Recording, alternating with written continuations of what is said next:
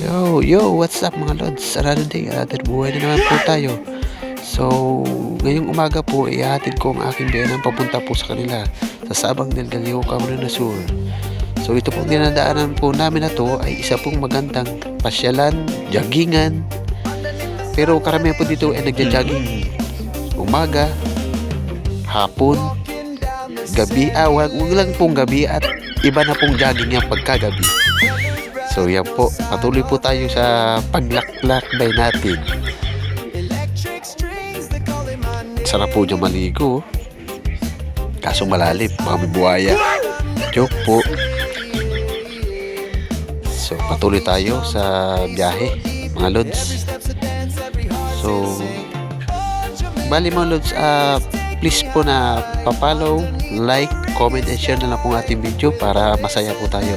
At masaya rin po kayo, syempre, di ba? Alam ka naman malungkot. Ito. O, sige po.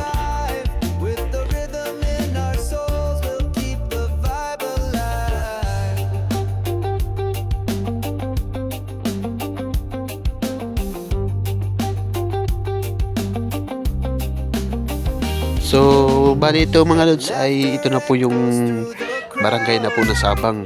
Yan po, itong papasok na to. Barangay po ng Sabang. Dito, ito ang kinabubuhay ng mga tao dito, pahingisda. Kasi malapit sila sa dagat mga lods.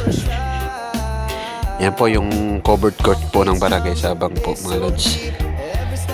Medyo hindi po na-videohan. Itong cameraman ay magalaw ang kamay. Yan po yung kalang post house po ng Mataanod. So patuloy lang po. Ito po yung kanilang barangay po eh. Maliit lang man po siya, pero tahimik naman po dito. Yan po.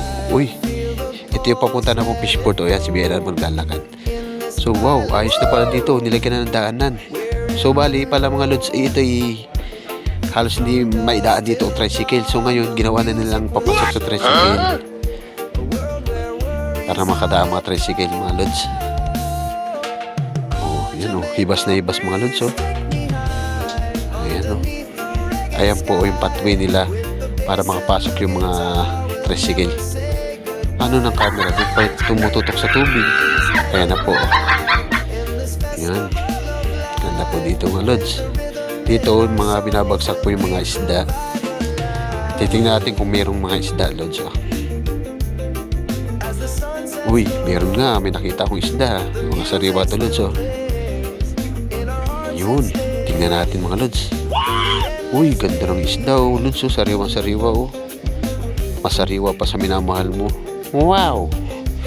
So yun na lang po mga lods. Maraming salamat po. Thank you.